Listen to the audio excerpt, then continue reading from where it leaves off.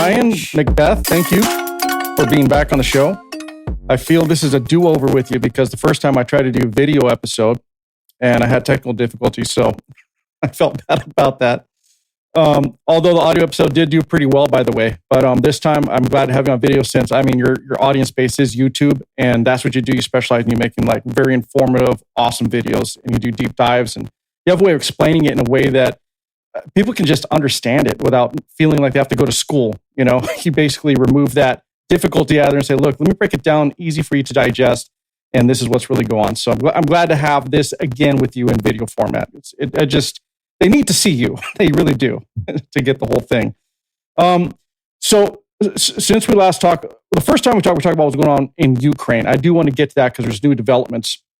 And I know you made a video recently about that. And then you also made another video about what was going on with Israel, what's going on in Gaza, and that whole issue as well.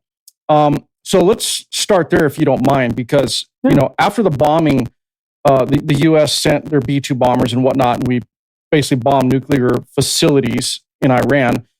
Iran, surprisingly to me, backed off. And I didn't expect that they would, but they did settle down a bit. A lot of people were really, well, I know you were, because I know you mentioned it, but people were concerned that there might be sleeper cells here in the U.S. that might be activated in retaliation to that.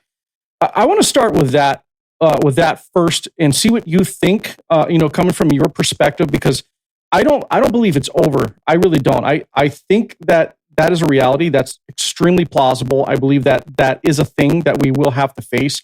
And I have done the data. I've done the dive in terms of what's going on with the border. And I know that this year alone, at least until May, there was about 752 or somewhere around there. I don't have the exact, but it was like 752 in terms of terrorists that they knew about that they detained. When I broke it down, it was enough to put 15 terrorists in every state of the United States of America. Mm-hmm. So, and that's not counting the ones they don't know about. So what do you think about that situation? Should we be concerned? Should the average American citizen be vigilant, be watching out for that, or at least have an idea that, yeah, it could go bad? So, boy, that's a tough one, because it feels like I'm in 2002, right?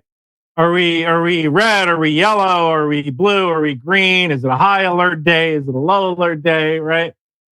That's a really good question. I don't think the average American should be concerned, in the sense that there's really not a lot you can do to prevent it. But in general, the security services of the U.S. need to be concerned about it. Mainly because, and I don't want to get into politics, but for about 4 years, our borders were essentially wide open. We don't necessarily know who's here. And instead of, arresting people at Home Depot, maybe we should be kind of looking for bad guys. And kind of the problem here is that arresting people at Home Depot is good for the president's base, and arresting bad guys is hard and takes time, right? You don't have that immediate payoff. So it's kind of easy to see what someone might choose to do, even though finding the bad guys could eventually stop some sort of terrorist incident. When it comes to Iran, I don't want to say they've learned their lesson, because they haven't learned their lesson. They're in a weird place right now. We can get into that when it comes to funding and how they're going to rebuild their military. But essentially, I would, if I were part of the security services, I would be concerned about a terrorist threat within the United States that might not activate now, but could activate in the future. So the average person, no. Security services, yes. Right. I feel the same way. I'm agreeing with you, but there's also that side of me that is like, well, I'm a civilian. Like, what's the possibility? What might I have to go through if that did come to it? And interestingly enough, we had the incident in Colorado where we had the extremist that burned a few Jewish people, right? And then they recently also arrested a few Iranians that I don't know the exact details, but they're said to be terrorists or known terrorists that they deported. That was also just happened recently. So it is a real thing. But I understand what you're saying. That's for security forces to deal with, and they should be dealing with that. So in your opinion, maybe we should just, hey, be aware, but move on, live on, right? Yeah, I mean, God, again, it sounds like it's 2002. If we don't just continue to live our lives, terrorists win. Right. Right. And I even remember when I want to say it was in November, October of 2001, President Bush said, go buy something. Stop watching television and go to the store and buy something. And I remember I was dating this girl all the time, and I went and I bought her like a $600 leather jacket. I did my part for the economy, because our economy was actually suffering because people were hiding inside their homes watching the news. Right. They were so scared they weren't going outdoors. Yeah. Yeah, there was a great South Park episode about that where I think Randy is sitting on the couch and his eyes are just wide, we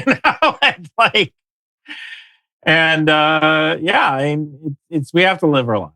Yeah, fair enough. If we live in fear, then the terrorists really do win. Yeah, hence terrorism, right? Yeah. Okay, fair enough on that. What about your thoughts on what's going on in Gaza? I mean, we're getting really into getting close to 2 years or so, or about 2 years, correct? Somewhere around there. What is your thoughts on how that is being handled by Israel at the moment? And the reason I asked that is because the sentiment is a lot of people will agree that they had a right to do what they had to do. I mean, I saw your video where you said you didn't forget October 7th. I didn't either. Most people shouldn't have forgot about that. Do you think, in your opinion, and this is just an opinion, not putting on the spot, but do you think Israel is going a little too far, or are they trying to deal with a situation where it's a matter of geography? It's not a very big place, for, Hamas, for example, to spread out and hide. And I've seen that they're pretty much just using the people as shields, and they're captive. They can't necessarily leave either. But at the same time, do you believe Israel should probably try a different tactic? Are they going a bit too far at this point? Or are they just doing what they have to do? So one of the things that Israel has done is they've started to create militias. And these militias are made up of Palestinians who no longer want Hamas in charge. And they give them guns and they say, okay, get at it. Because these guys, they know where the hostages are. They know where Hamas is located. So it's one of those things where it's like, all right, this is kind of how we have to do this. And some of these guys, they're honest to God criminal gangs, right? They're criminal gangs. But again, to kind of go back to the era of Donald Rumsfeld, you go to war with the army you have, not the army you want or you wish you had at a later date. So what choice do you have, right? Right. Those are the allies that are willing to fight. So I guess we kind of have to stick with those allies. So they're doing that. They are getting aid in, which is good. I believe they control about 60 to 65% of Gaza. And they will, ideally, that the ceasefire is coming up. Supposedly, there may be a ceasefire soon where Hamas will return. I believe, oh man, this is kind of put me on the spot. I believe there are 40 remaining hostages and 22, I think, are still alive, something like that. Or there's 50 hostages remaining, and we know that 22 are still alive. So, I believe this ceasefire gives 10 hostages back. And I can't even imagine what condition the hostages are in right now. I mean, it must be absolute hell on earth, right? Yeah. Because God knows where they're getting fed, right? Like, True. where are these people getting food to feed these hostages? So they must be at the point of starvation, right? That's not good. You're not in good shape whatsoever. Yeah, they can't be. But They can. you addressed this a little bit, but what about what's going around mostly on social media? Or we are the media now, right? Social media. But what about what's being said of Israel willingly holding back supplies, right, and aid, and killing people who are trying to get aid? Because from the reports I've seen, and way more than I do, you have more access. Mm-hmm. But from the reports that I've seen, it's really not necessarily the case. It's Hamas intercepting a lot of these, a lot of this aid, and then trying to redistribute or sell it back to their own people. So how much of it is true that Israel's actually doing this versus it's just propaganda being spread by Hamas? That's an excellent question. And I got to tell you that in some cases, if Israelis are rushed by people and they feel threatened, they're going to open fire, right? That's just kind of the way it is. If you feel threatened, then you got to do what you got to do to stop the threat. That being said, for the most part, Israel is getting aid in. It seems like it is mostly successful. I want to say it's about 150 trucks per day, roughly. But one of the issues is the security situation. That's why you want to work with these Palestinians, the criminal gangs, who will hopefully take that food and distribute it. Now, they're probably distributing it in a way that makes their gang more powerful. That one of the big issues that a lot of people don't talk about, this is actually the case in Africa as well, is, we say Palestinians, but there are tribes within Palestinians. And I'm actually trying to Google it right now, the different tribes. But there's different clans. And we tend to think of, there's Palestinians. We tend to think of Arabs in general. There's Arabs, but there's different clans and factions and families within those societies. And that's why democracy doesn't always work quite right, because let's say you get hired onto the police force, you're going to try to get your cousin hired. He's part of your clan. He's part of your family. And that's how you end up with a mostly Shia police force in Iraq, right? That's just kind of how that part of the world works, because a lot of it is still tribal. Right. And we just don't have any concept of that inside the United States. No, we don't. I was trying to look it up while you were talking. I can't find a definite number, but it does echo exactly what you're saying. A lot of it is made up by extended families throughout the generations. Arafat, Susan, Elissa, Fuqua, Abu Azam. Yeah. Yep. There's exactly all sorts of clans. And, and this happened in Afghanistan. It didn't happen to me personally, but I know a guy, right, who said that they built a water, a irrigation system for this one town. And this other town went and blew it up because they thought they should get it first. And it's and when it goes back to right? these tribal politics, it's man, and we kind of thought all right, well, we're going to go into Afghanistan. We're going to create Jeffersonian democracy. And, we just kind of ran into that tribal issue. For the longest time, Hamid Karzai was essentially mayor of Kabul. Right?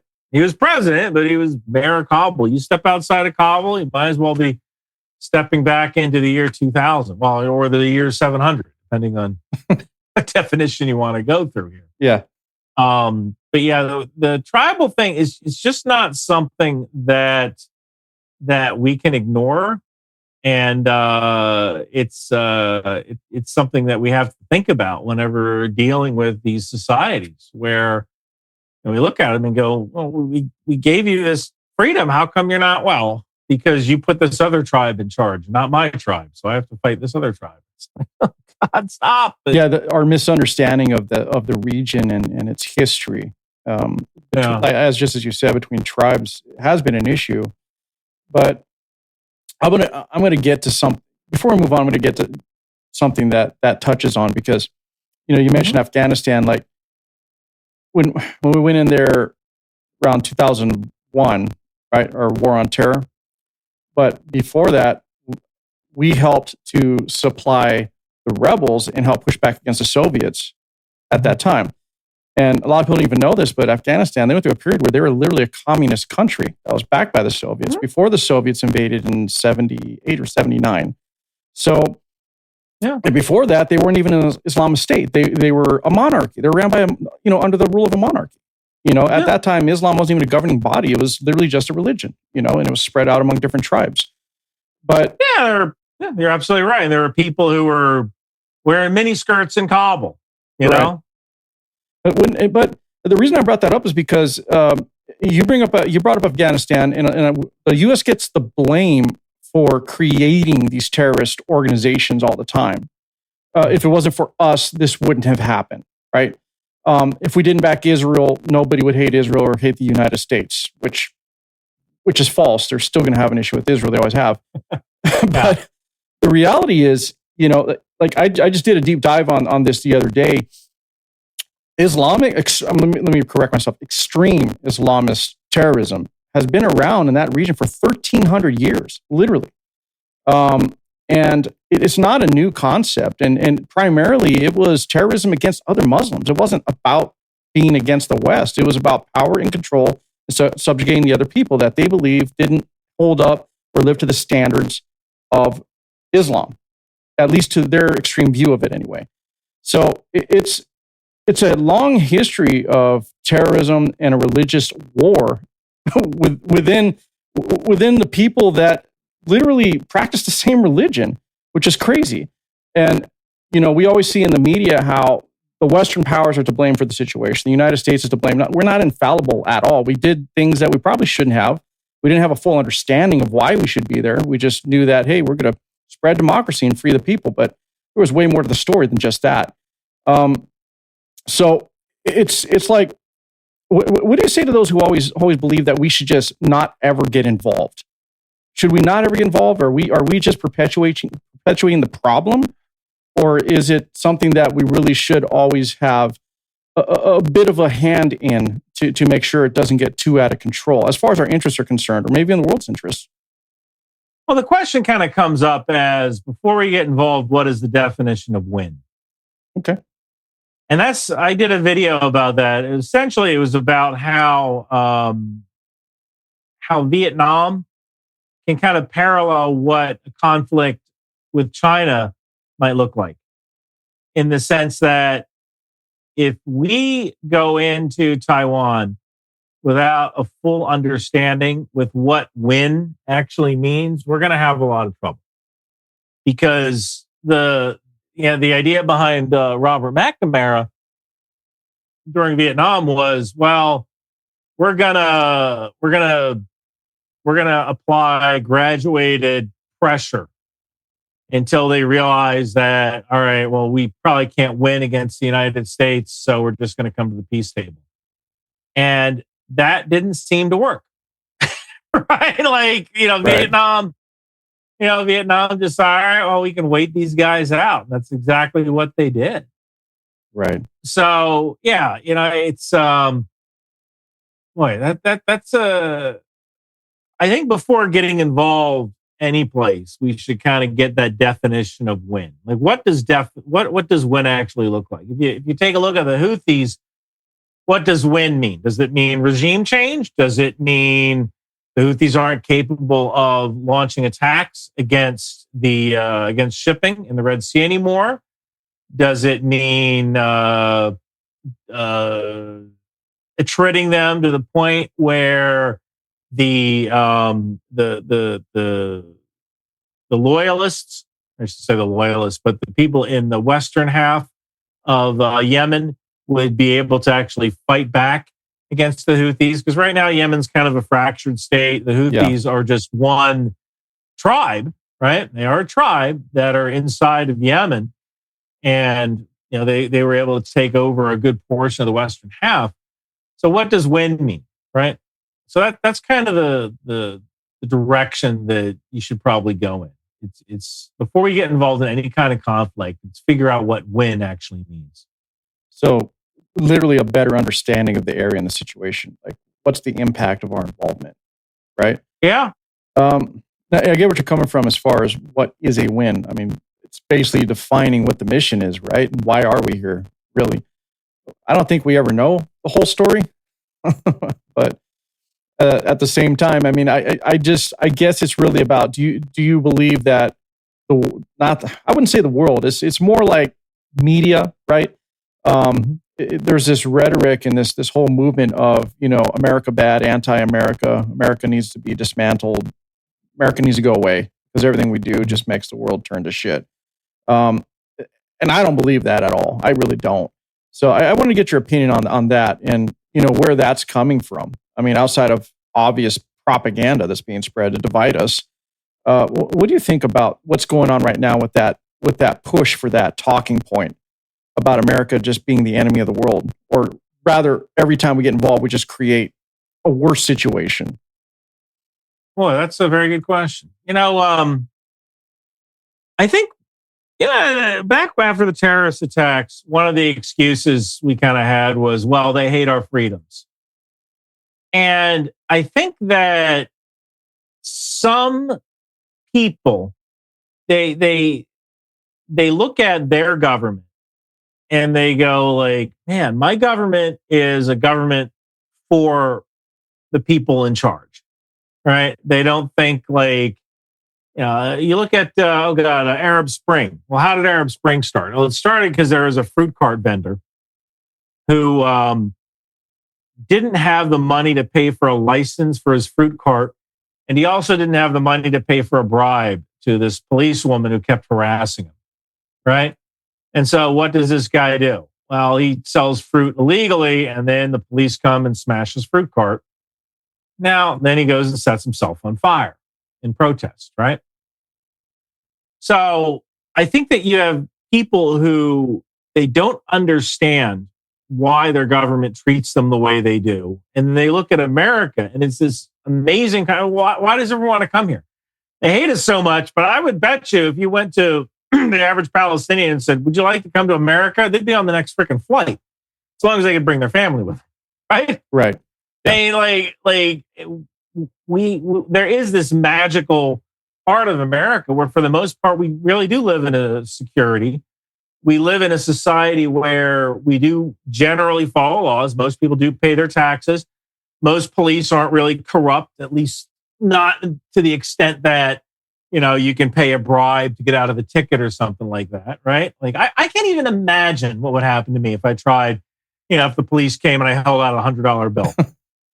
Probably wouldn't go well. Right? They'd probably arrest me for trying to bribe them, right? Right. Now, I'm sure there is corruption, right? Well, there's always corruption. You saw that. Yeah. You saw that in New York. Yes. With Mayor Eric Adams, who let me do all these favors for Turkey, and I get to fly to Turkey for $50. Whatever he, or Menendez. That was always a good one. Robert Menendez. Yeah. It's like.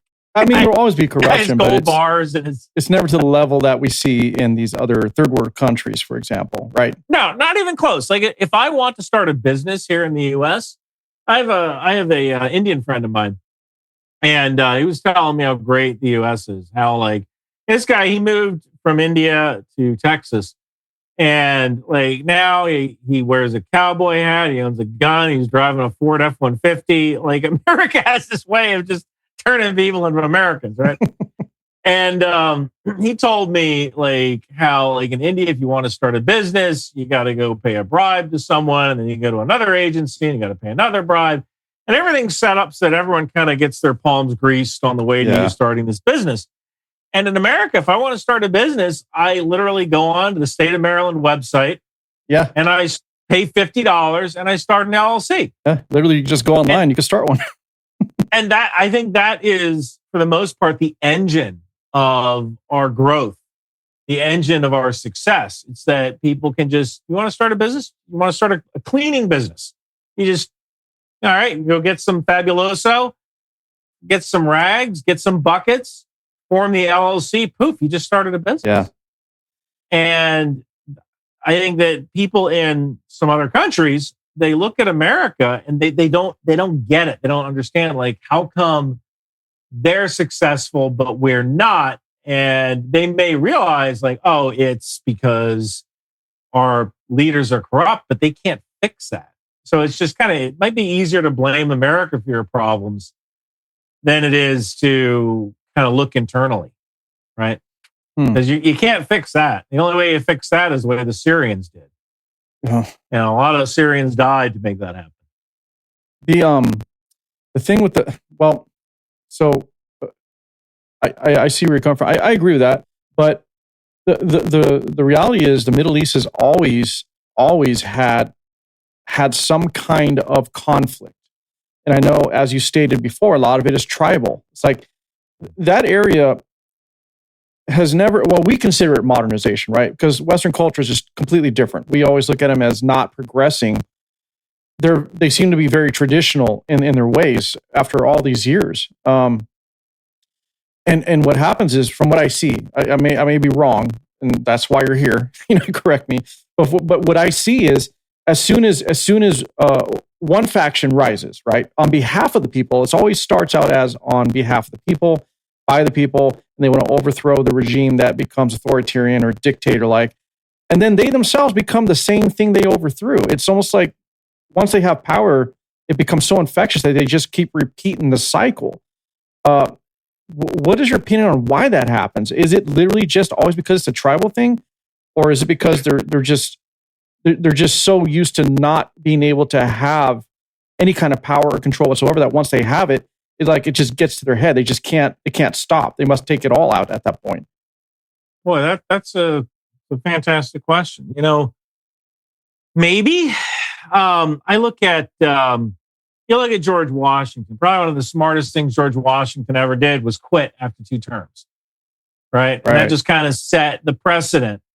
And we've had this precedent for 250 years. Well, a little bit less than 250 years. We've had this precedent where, for the most part, we have this peaceful transition of power, right?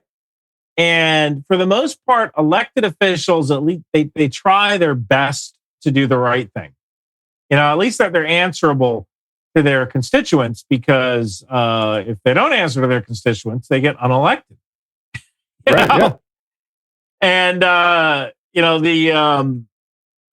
in some societies, you don't necessarily see that. They're like, if you take a look at Saddam Hussein's Iraq, there's only one party. That was the Ba'ath Party, right? And I guess it was nominally a democracy. I mean, I could say, you could technically, Iran is a democracy. If you want to get technical, they do elect their leaders, right? They do. I think it's required in their constitution that one Jew and one Christian be in parliament for representation. And it's not called the parliament. I can't remember the darn name of their governance or their governor structure right now. But yeah, so there's that, right? Like, there are nominally democracies, but when you get to the point where you can't actually affect change, I think that just drives some people absolutely nuts. So it's to me almost like it's a false sense of democracy. I mean, when you have the same leader year after year after year, I mean, some of these people going 12 years, 20 years. I mean, hell, Russia is allegedly, they're elected democratically. Putin's been there he's been there for so long. I mean, I want to say since 2000 or so, before 2000, because he was president, I think, twice, and then Medvedev took over, and then Putin took over again. So yeah, but he's been there at least 22 to 20, somewhere between 22 and 25 years. I don't remember the exact date he came into power, but it's around that. It's been over 2 decades, right? But we see the situation where, these leaders that come into power they just don't want to relinquish it. And when they feel that there's change in the air, it seems like that's when they start turning the screws to their own people and applying the fear, right, to keep them in line. And since you did bring up Iran, so the thing I need to understand about Iran is they're their own nation. They do command respect for who they are there, right? Now, they've been the leading supporter of terrorism since 1984, at least officially. That's how they were labeled, right? Probably since 1979. Yeah, well, before, but officially 1984 is when they're like, hey, these guys are largest state supporter of terrorism. Now, is theirs necessarily, do you think, a religious war, or is that just nothing but a cover for their ultimate goal of being the power in the region? Because they use proxies to do their own bidding. Like, they're not directly going out and attacking people and causing all of this harm and all this chaos. They get to have, like the mafia use that, right? The boss would always have a buffer. So their buffer has always been, like these proxies. So how do we hold a country like that accountable for doing those things, who can easily deny they never had direct involvement because they never really did anything, except for recently between what happened with Israel and Iran, with the bombings and whatnot, and the missiles. But before, they weren't always directly involved. So how should that be approached? Like, how are they to be held accountable for their actions, but at the same time, we allow them to thrive and develop and continue to grow as a society? Well, you bomb them. You do exactly what. Look, I've often said, like, we have to, as a nation, we have to get back to our core competencies. And we're not very good at nation building, but we are really good at bombing people. Like, that's one of the things where we really excel at. It's been that way since, when Reagan, Operation El Dorado Canyon, when we realized Gaddafi was this terrorist leader. He blew up Pan Am. Pan Am flight over Lockerbie, Scotland. Yeah. He was helping fund the IRA. Yep. He was helping fund. There was an operation of two Iranian-affiliated terrorists who blew up a disco in Berlin. I want to say it was Berlin. They killed a couple of U.S. service members. There was even a situation where in East Germany, they caught some, I want to say it was Iranian terrorists trying to smuggle a bomb on board. And the bomb wasn't for the East German flight. It was going someplace else, and they were going to put the bomb on that plane. And the East Germans turned them in. They don't want those idiots in their country either. Right. But once we bombed Libya, Gaddafi shut up for a good, let's say 10, 12 years. Yeah. Roughly. And look, the reason Iran uses proxies is that it's cheap. And that's actually probably one of the reasons why they lost their air battle against Israel. Iran, they can't build an aircraft carrier. They can't build an ICBM, an intercontinental ballistic missile that can reach the United States. But what they can do is fund terrorist organizations around the globe that can perform kinetic actions that can give them leverage over certain areas of the world, like Lebanon, the Houthis in Yemen, Hezbollah, Hamas, right? So they can do that. And what's interesting is that I think that the reason Iran kind of failed against these Israeli attacks isn't just the skill of the Israeli Air Force, which is undeniably skillful, but they were kind of putting so many eggs in the IRGC and the Islamic Revolutionary Guard Corps basket. They were funding terrorist organizations all over the world that they were kind of neglecting the Arash. They were neglecting their own military. And you can see that just by looking at their jet fighters. I mean, right. The jet fighters, what remains, are from the 1970s. I'm sure there's been some upgrades. And supposedly Iran, they want to purchase a couple Su-34s from Russia. Like a deal went through to purchase these Su-34s. I don't think they've gotten a single Su-34. I think they've gotten a single one because Russia's like, yeah, we kind of need these right now. No surprise, right? And a couple of years ago, Russia helped Iran launch a satellite. And I remember that. Spy satellite. And they said to Iran, like, we're going to use this for a little while. Consider it a fee. Right? So, yeah, I think that Iran's way to affect changes through the proxies, which was cheap, but for every proxy that you fund with $1. That's one less dollar that you can fund your conventional military with. And that's how you get into a situation where you have this military that is essentially very brittle, right? They can't even destroy Israeli planes coming into their own country, right? They can't launch sorties against Israeli planes that are flying into their own country. I think Israel established air dominance within 3 to 5 days, to the point where they're operating during the daytime, which is absolute madness. Yeah. Like, it's crazy. They obviously didn't have any fear of what Iran could do. No, they didn't have any fear. And that's kind of not how it's supposed to be. Like, you're supposed to have air sovereignty over your own country. And after 3 to 5 days, I believe Iran didn't. That's a pretty big issue. And I think it's directly because they funded their proxies so much, there's essentially no money left over for their conventional forces, their surface-to-air missile forces, their air force. So you're running at a reduced capacity, and then you actually get into that fight, and now you get smacked around by a country that's 20 times smaller than you. It's interesting that you brought up Russia, because what I've seen happen with Iran. So out the gate, right?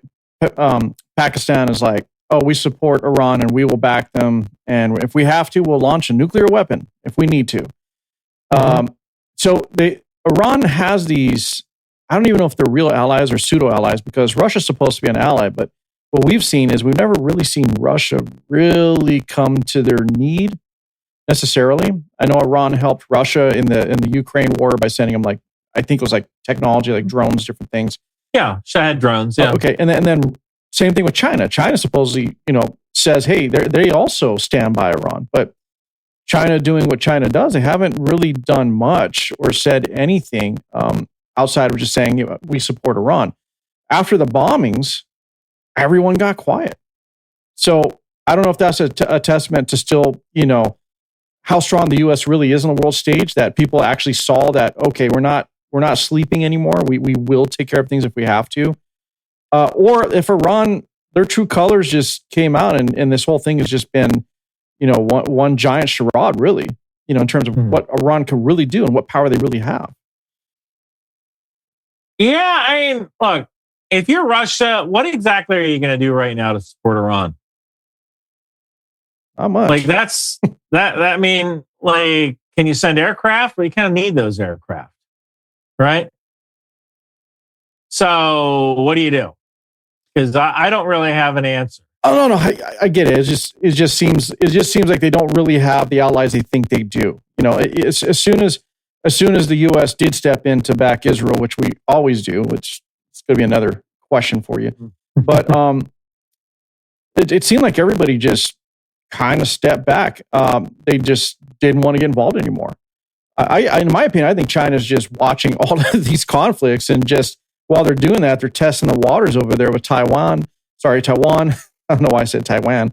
So Taiwan, and also the Philippines. And just recently, they basically laser targeted a German, I think it was a helicopter or some military craft when they were having an exercise out there. So to me, I think China is saying what people want to hear, while at the same time plotting to do what they want to do in the region. And I mean, I know their end goal is to eventually take Taiwan. But, with Russia, you're correct. Obviously, it's like they don't have any means to really separate and fight two wars. They just can't. I mean, they're barely even able to handle what's going on in Ukraine right now. And that's a much smaller country, So yeah, I get you. Now, as far as Israel and Iran, though, I've asked a question by, to other guests that I've had recently. And do you believe at some point that Israel needs to stand on their own without knowing that the USA is going to step in? I know we're allies. I'm not saying we shouldn't help our allies, but there have been situations where, and historically, that they've done things that have really made it hard, right? Especially for us. I mean, if you look at the geopolitical relationships, like what if we're in a negotiation with another country, or we're trying to do something to where we can improve relations, and then all of a sudden Israel's in another war with somebody, or there's another conflict. How do you feel about that, or at least your opinion on that situation? Well, usually Israel doesn't necessarily start them, right? Like you could say that one war that Israel. Well, I'm really trying. I mean, really, the only war that Israel really started was 1948, right? So, kind of like, what do you?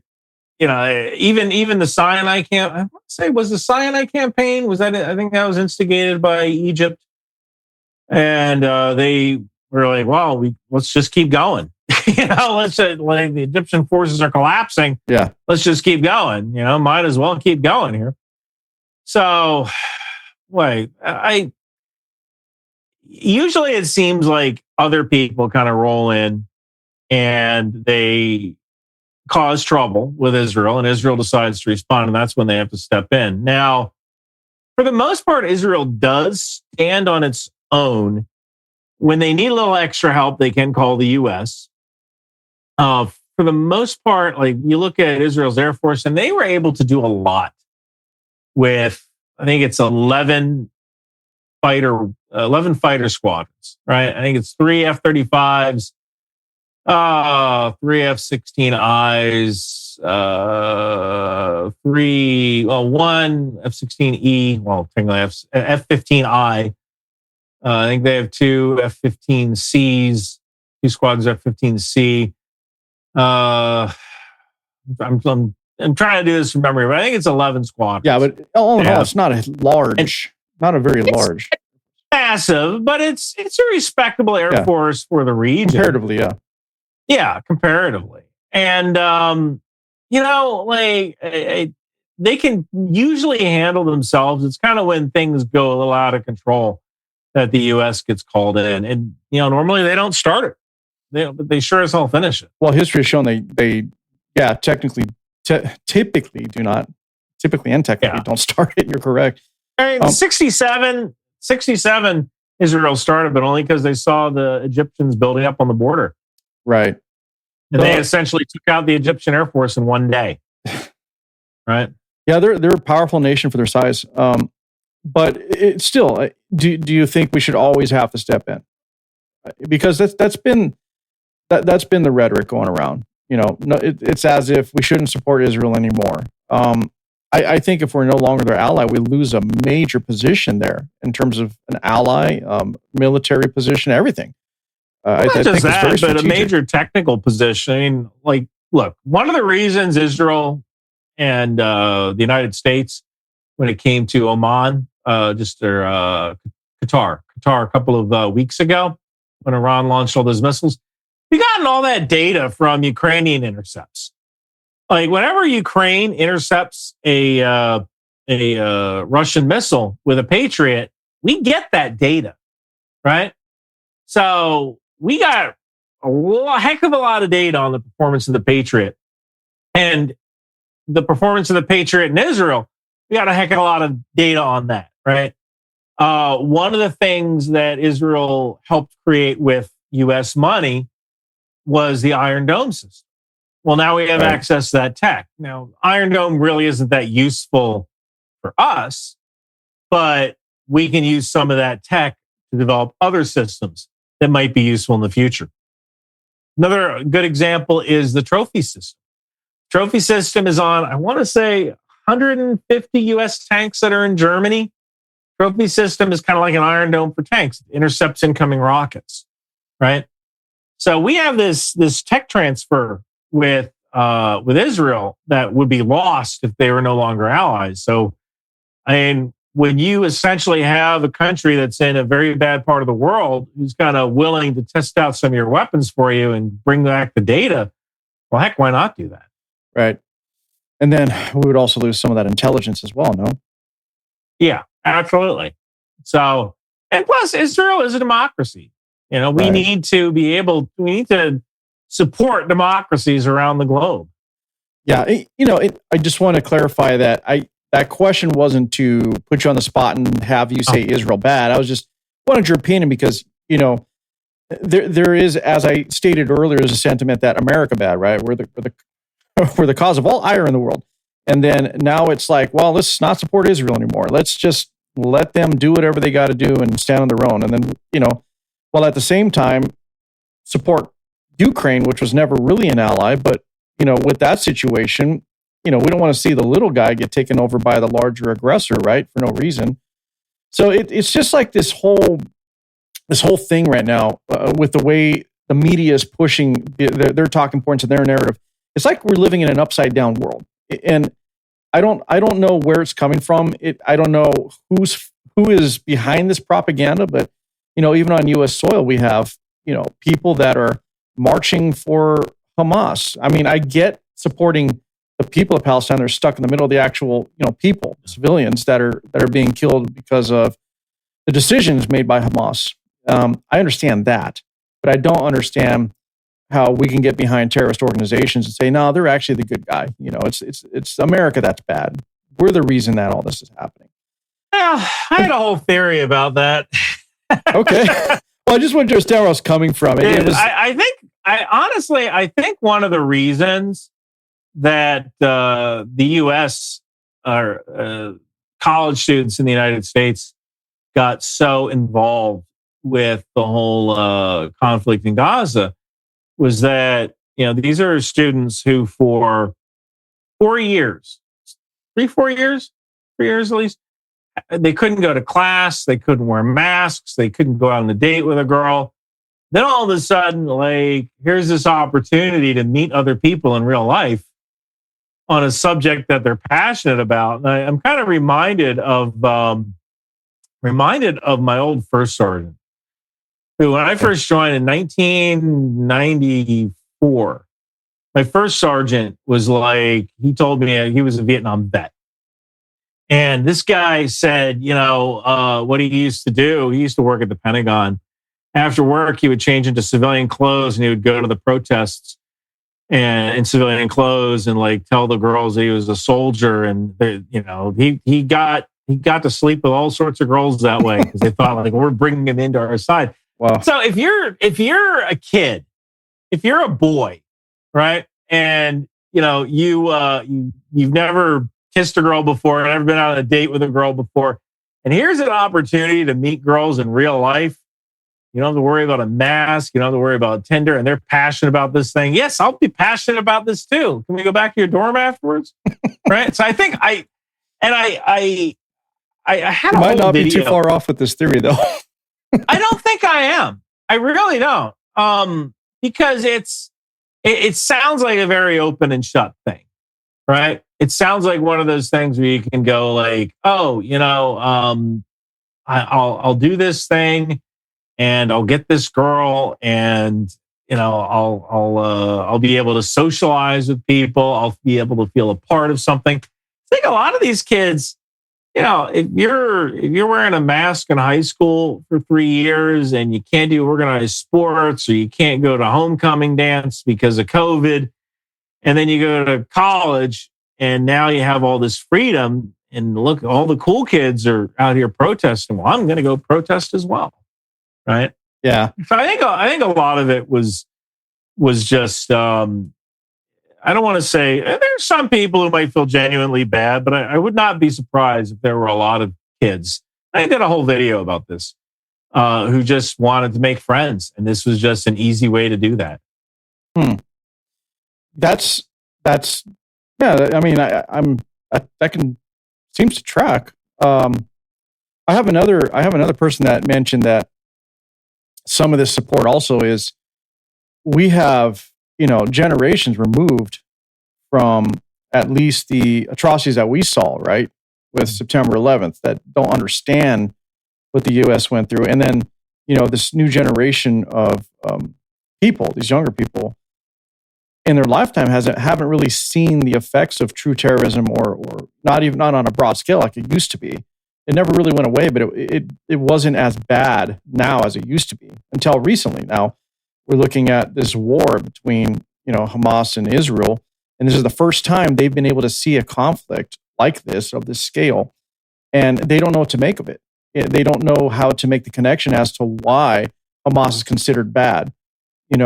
Who really is Palestine? Palestine's not a nation. They were a region. They were always referred to as a region that encompassed a lot of other tribes and not nations, but tribes and other cultures together. It was always considered a region, not a nation. So they don't get that. They don't understand that. They can't make that connection. So they just see, oh, this is bad. There's no reason this war should be happening. And then you also have Ukraine going on. But it seems like the younger people really attach themselves to this Palestinian or Palestine versus Israel, Hamas versus Israel war. And I think it's because they just don't understand or see what is behind it all. Like what is the true history? Not just what they hear, because it seems like this is really what pisses me off lately, Ryan. I don't know if you agree, but it seems like we're living through a period of revisionist history. We got you don't have to say anything because I know you can't, but I'll just say it. You have guys like this Martyr Made guy who believes suddenly that Hitler's a good guy. He wasn't all that bad. He said a few things, but all in all, his intent was good. And, Winston Churchill was the bad guy. And if it wasn't for Winston Churchill, we wouldn't have had to go to war with Germany, et cetera. And it just makes you scratch your head. It's like, where is all this revisionist history stuff coming from? It's really easy to be, 20, 30, 40 years removed from something and then go back and say, well, it should have been done this way. You didn't live through it. You didn't understand what was really happening. So I believe that could also be what's going on right now. We have a generation of people that have never really had to deal with this situation. And right now, with the way social media is, it's so prevalent. You cannot turn it off. Every time you turn your phone on, it's another headline, it's another picture, it's another video. Some of that's fake, but still. I recall how there was this one college professor, I had an interview with him, and he's starting to realize that a lot of his students have no real concept of September 11th. Like no actual concept of what happened that day. And so he'll actually play the phone calls from the towers. He'll play the video footage. He'll show like the horror of that day.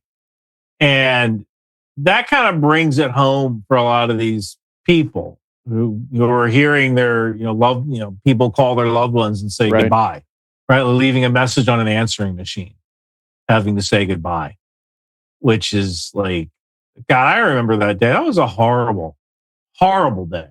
Yeah. It's one of those everybody remembers where they were kind of days, right? Everybody remembers where they were. Everybody. I remember we were all like ready to go. Yeah. Let's go kill. Who are we supposed to kill? I don't know. Let's just go. It was one of those rare times where it didn't matter if you were in the military or civilian. Everybody was ready to go. Pick up a pitchfork, whatever it was. Like, hey, we're going to defend our soil. And I don't know. Like it's just funny how throughout the years we just lose that connection. As being Americans, being proud of who we are as a people. And it's sad to see where we're at right now. But I don't know. I hope we could turn that around and bring back the pro-American sentiment, not isolationism, by the way, just being more proud of who we are. And I hope that we can understand why things were done the way they were done. It wasn't all bad intentions, No. And it's a sad thing. Let me ask you this question. What's next, man? What do you think's next with Iran and Israel and where this is going to go? I don't think it's going to go anywhere. No. Both sides are pretty much spent. They just don't have the internal resources. That's why when people said, "Oh my God, this is going to be World War III," I'm like, no, it's not. We don't. There's just there's no capacity for waging a long war. Now, granted, Israel is waging a long war inside Gaza, but that's not as expensive as keeping aircraft running 24/7, right? Right.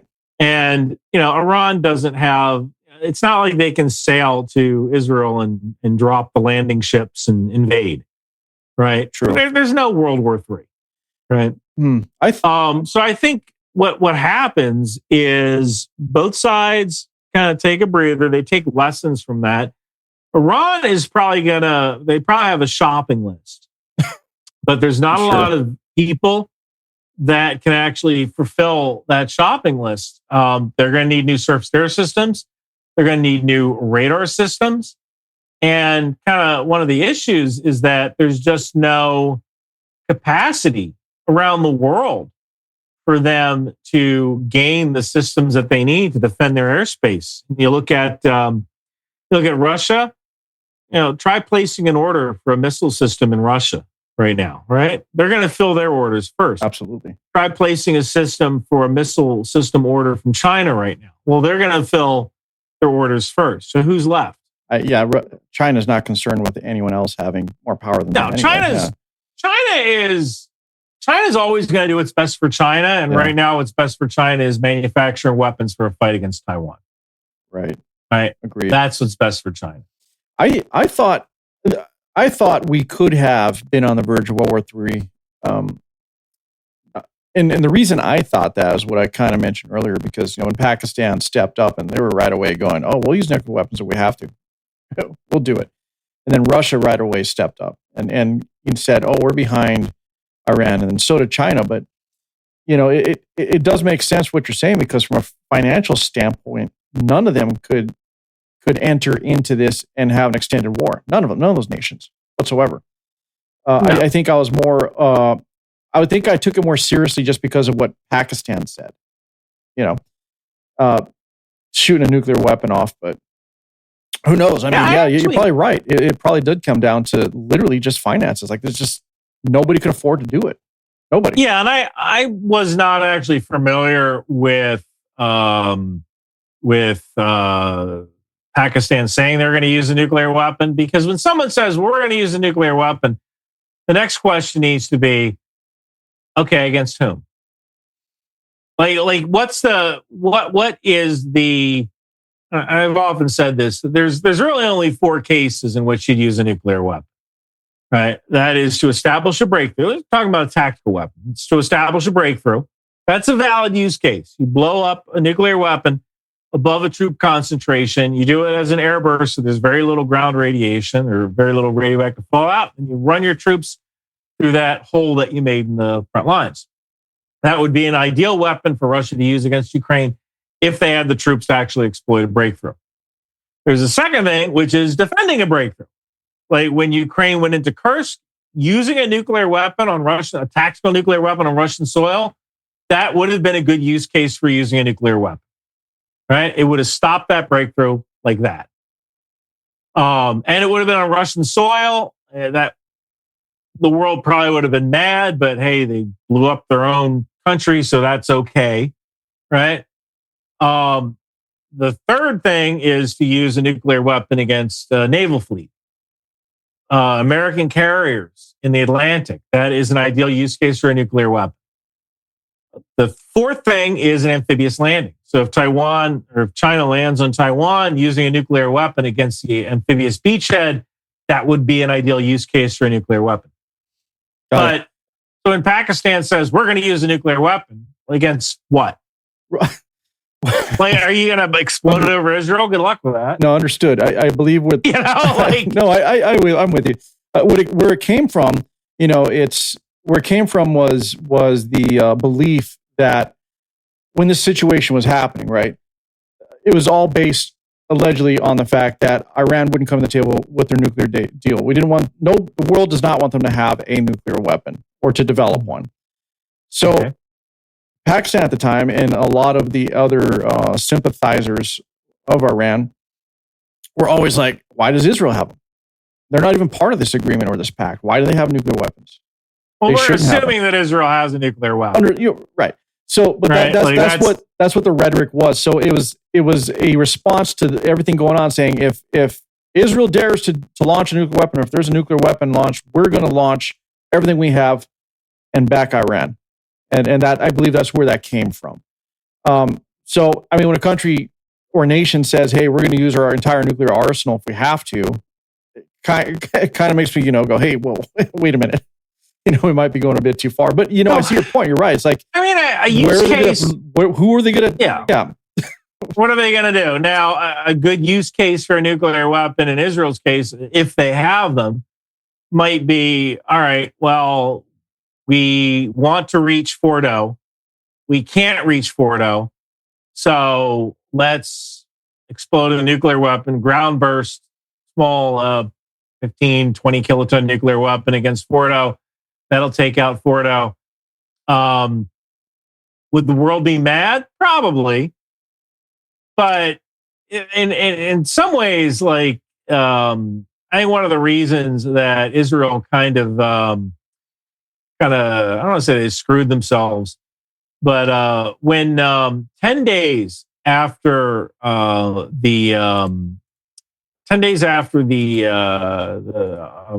7th, there was an explosion at I think it was the Al Arabiya hospital. And the New York Times immediately publishes Israel dropped a bomb on this hospital. Yes. And so then they, like when I saw that, I was like, no, they didn't. And I kind of knew why. I watched the footage and all that. And I'm like, that wasn't a bomb from Israel. And it was later found out to be a missile fired by Islamic Jihad that just kind of fell short. And that happens. I think 20% of all missiles launched against Israel land inside Gaza. Yeah, so never really made it, never hit their mark. Oops, right? And that's an interesting thing you brought up, the hospitals, because it seems like there are 200 and something hospitals in Gaza. I think it's fewer than that, but go on. Well, the way they're reporting it, it's just crazy that it seems like every other week there's a hospital being blown up. And how much of this is true versus just, again, propaganda? How much of that is just, trying to win the sympathy of the world and turn Israel into the big bad enemy? In some cases, I believe it's been true. I would have to go over each bombing case. But, if Daddy El-Daddy is in a hospital, now hospitals are supposed to be exempt from attack according to the Geneva Conventions. Kind of the issue that you run into is that if you are hosting troops in there, now I don't mean troops that have been wounded. And, there was a couple of years ago, there was an attack against a hospital. And I think it was Amnesty International said, the Ukrainians were using the hospital as a mess hall. And that's one of those, well, yeah. Because if you go to the hospital to visit your buddy, where are you going to eat? You're going to eat at the hospital, right? That's kind of stretching it as an excuse for attacking a hospital. That just, for the most part, you're not supposed to do that. And so if Israel is going to decide to do that, they're going to go over their oh my God, I can't remember the darn word for it, but they're going to go over a procedure to decide how to actually strike this. They're going to do the weaponeering and say, all right, we're going to use this specific type of bomb because Daddy El-Daddy is on the 3rd floor in the 4th room. So we're going to use a small diameter bomb that'll just take out this one room. So you have to be very aware of how Israel is actually going to undertake these actions. And so they might do this, but what was the criteria for striking this particular target? Yeah, I understand that. I think the reason people are so peeved about all of it, in terms of because it seems to be indiscriminate. That's, let's just say that's what it is. That's what people are gathering about, from what's happening. And the reason it seems this way is because Israel has proven that they can be very strategic and surgical when they want to be. But when it comes to Gaza, it's like, it seems like they're just leveling the place. But a lot of the leveling is, those are bulldozers. Those are D9 bulldozers. So those aren't necessarily bomb buildings. Now, it doesn't make a difference for the person whose home is destroyed. Right. But if you're in a platoon and you have to clear a house and there's a bad guy in that house, you're like, well, is this is this bad guy really worth my platoon's life? You might call in an airstrike, or you might say, just get the D9 up here. Some of the D9 bulldozers are actually armored and they're remote control. So the D9 just comes in, levels the house, move on to the next house. So I think a lot of this is just blown out of proportion. You know, it's all for just getting eyeballs on news feeds and on social media posts, possibly. But it works. Yeah. Hey, you talked about, there was that one guy who was saying Hitler was the good guy. Yeah. Well, what gets you on Tucker Carlson? Everybody else says Hitler is the bad guy. Right. So Tucker Carlson knows, all right, well, if I bring on this guy who says Hitler was the good guy, I'm going to get lots of people watching my show. I'm going to get lots of people talking about my show. Yeah. Right. And, right. you know, for a guy who's been fired from every job he's ever had, he needs views. You know, like, he needs views. All right. And what's going to get him views? Well, talking about how Hitler is a good guy. Yeah. Misunderstood. Yeah, I mean, there's a lot of guys that are taking that stance and again trying to rewrite history. But you know, that to me, that's a whole other conversation. I mean, that's another rabbit hole that we can dive down. But I just think it's so ridiculous how people don't see what's going on, and they're just eating it up. They're just eating it up. I mean, it's so easy to do research these days. It's not like you have to find a library that might have a specific collection of books anymore. I mean, the internet is vast. I mean, you got to vet your sources on the internet, but it's not as hard as it used to be to find information, you know? So it's as if they just take these people for their word just because they have a huge following or a podcast that's popular. But, you know, nobody seems to be questioning what they're saying. They're just eating it up. Yeah. I mean, that's, well, I mean, some of that is the attention culture, right? Like, you know, when you have some Instagram video, you know, you're scrolling through this thing, and that's how a lot of people get their news these days is from Instagram. Like, have you recently watched the evening news? Yeah. CBS Evening News, ABC Evening News. Like, once in a while, I might. Yeah, I've tried watch the news. I watch the morning news. I do watch the morning news to find out like the weather or hey, these roads are going to be closed in DC or whatever. I do watch the morning news, but for the most part, like when you watch the evening news, one of the interesting things you see is commercials for medication. Oh, like, absolutely. It's like literally every single commercial is for medication. Yeah. Why is that? It's because the only people who watch the news are old people. Fair enough.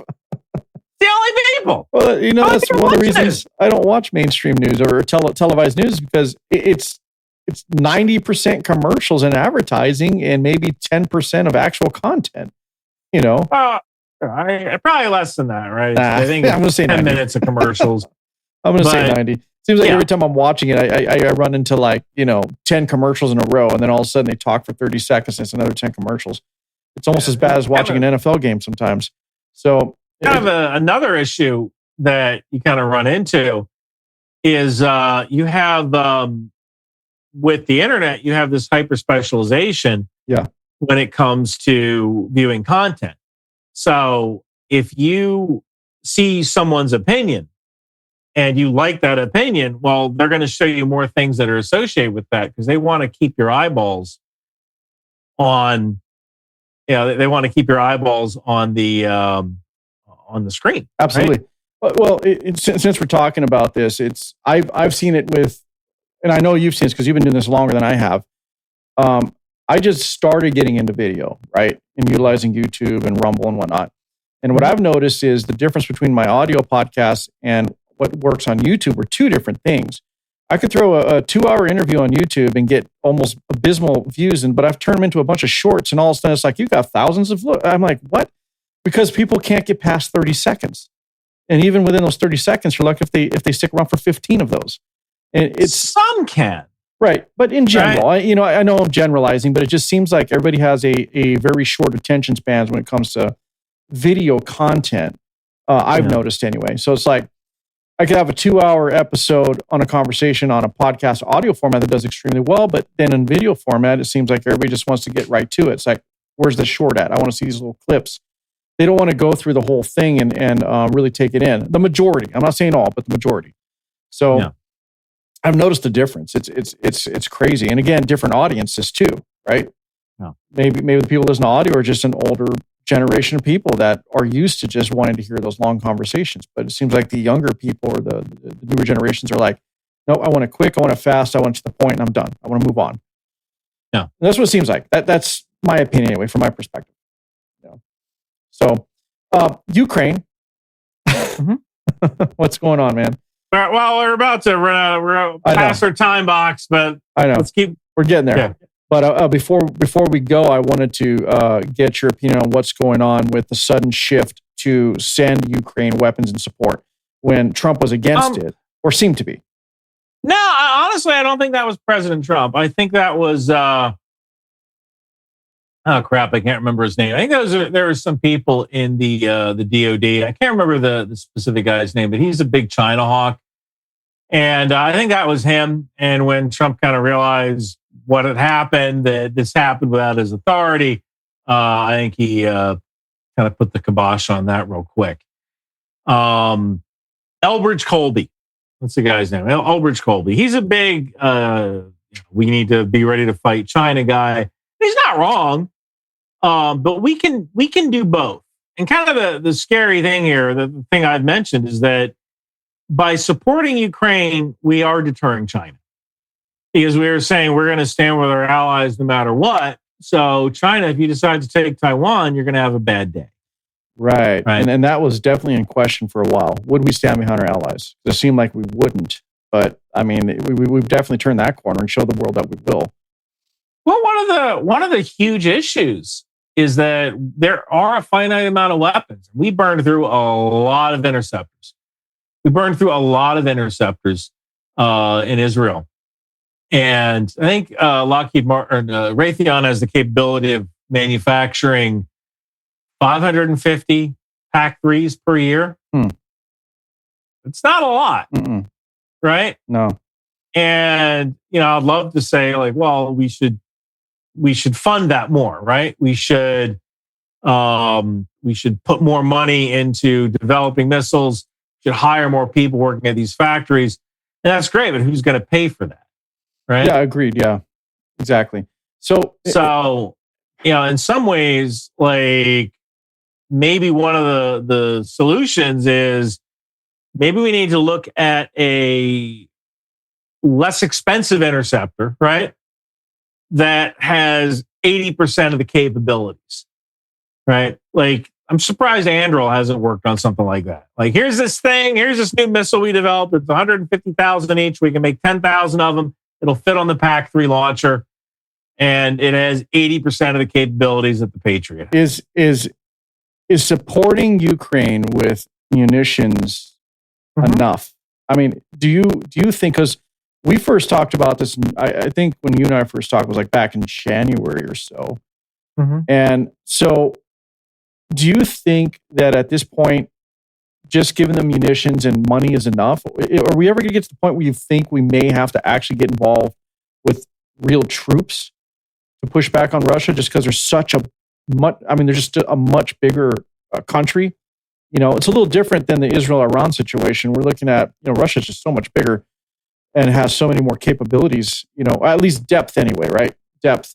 So do you think we'll ever come to that, or will just the support of munitions be enough? All Ukraine has ever wanted was weapons. Like, they haven't asked for any troops. They haven't asked for anyone to come to their aid. Now, could we do something more, like establish a no-fly zone? Back when the war first started, I made a video about that where I said, like, look, it'd be really difficult to establish a no-fly zone because we would have to take out Russian surface-to-air missiles. Would have to.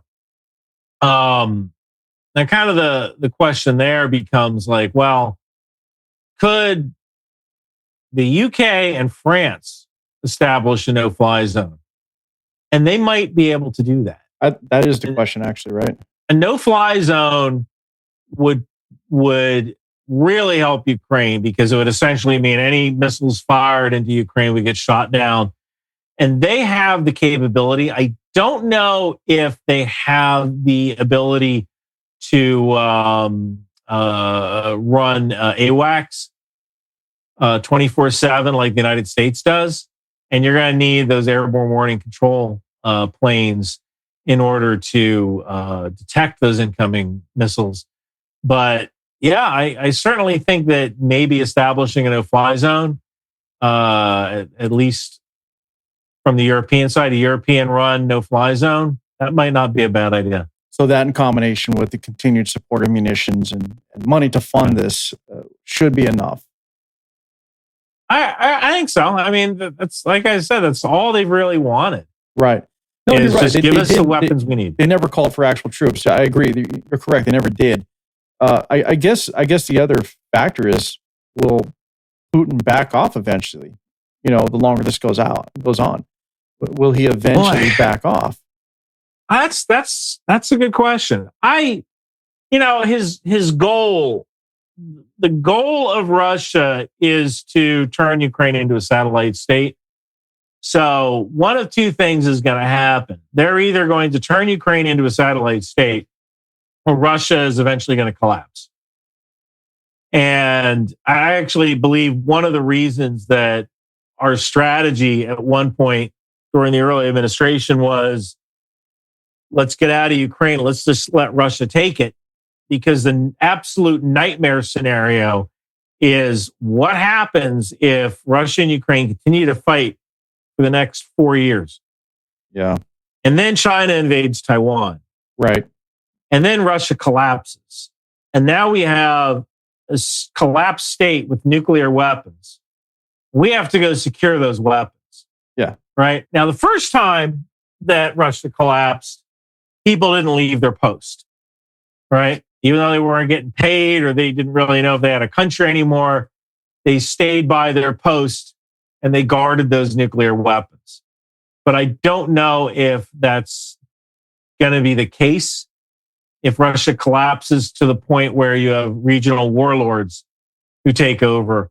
And now they're not going to be able to use those nuclear weapons because all the permissive action links are in Moscow, right? But eventually you can take the plutonium out of there, you can give it to another nation, they can build their own bomb eventually, some of all fears style. Yeah. Do you think Russia may be on the verge of collapse if this does extend any longer or keeps going?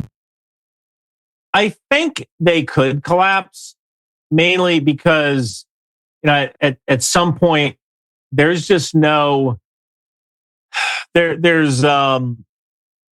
fighting their own economy. So when right now they're trying to stay ahead of it, right, with this war. Well, so they're paying.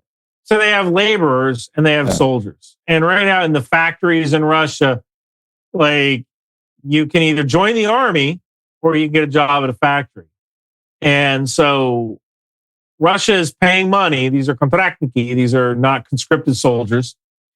These guys are being paid to join the army. And right now, they're paying them enough money that people think, well, I'm going to roll the dice and run the risk of joining the army for all this bucket full of money. And the issue is that some of the weapons manufacturing companies, they can't find workers, so they raise wages. So now people go to the weapons manufacturing company instead of joining the army, so the army raises wages. So then the other companies raise wages, and they just keep raising wages. The army raises and the defense companies raise wages. I think 20% of Russia's economy is geared towards the war right now. Yeah. And one of the scary parts I've said is that if you turn that off, that's going to be a big problem. Because you can't just, let's say Russia wins the war, right? If they don't have a soft landing with their economy, there's going to be a huge issue, a massive issue. Because you have all of these people who they had a job one day and now they don't have a job. And maybe you demobilize soldiers, and these soldiers, they come back and they have a bunch of money that only lasts so long. Right. And they might drink it all away. Eventually, people when you have a society and you just taught all these people how to use guns and they come back to no job, what happens? Well, people like that have always figured out how to get a gun. And Russia's gun laws are not the same as the United States, but you can buy a gun. So I think that's the kind of the nightmare scenario for Russia, where let's say they win, but then they kind of lose as well because their economy collapses. And when you get to the point where you can only raise wages so much, right? What is Russia's main export right now? It's coal, it's natural gas, it's oil, right? And the rest of the world can only buy so much of that. So, and a lot of their extraction equipment is made in the West, so they can't get spare parts for that. They also don't really have a machine tool industry. A lot of the machine tool industry is in Germany, the Netherlands, the United States. China doesn't even have a real machine tool industry, at least CNC manufacturing. So you're pumping oil as fast as you can for the hard currency that you can use to pay your people and buy weapons and keep this war going. But at some point, you're going to reach the limit to how much oil you can actually pump, and things are breaking down. So there's less oil to sell, right? So they can only keep this up for so long. And I don't know how long that's going to be, but there is a finite limit to how long Russia can keep pumping oil. Yeah, no, that's true. And then there's the other factor as to whether or not or when do the people start to really turn on Putin and not support him anymore. Because for the most part, most Russians do. I can tell you when. Okay. If Russia ever establishes general conscription again, like they tried that, I want to say it was in September of 2022. Russia did a general mobilization and the people hated it. Because there's always been this deal between Moscow and St. Petersburg and Russian politicians, which is do whatever the hell you want, just don't touch our kids. Right. So as long as the elite in St. Petersburg and Moscow aren't being sent to the front lines, do whatever the heck you want. But the second your kids are being sent to the front lines, that's an issue, and that's where you could actually see real change. And, right now the whole thing is being funded by taxes on these Russian oligarchs. They can't possibly enjoy those high taxes. They want to live in their mansion and buy their football teams in England and stuff. Yeah. Right? Right. That's not really good for them either. All right. Well, I think we're at your time here.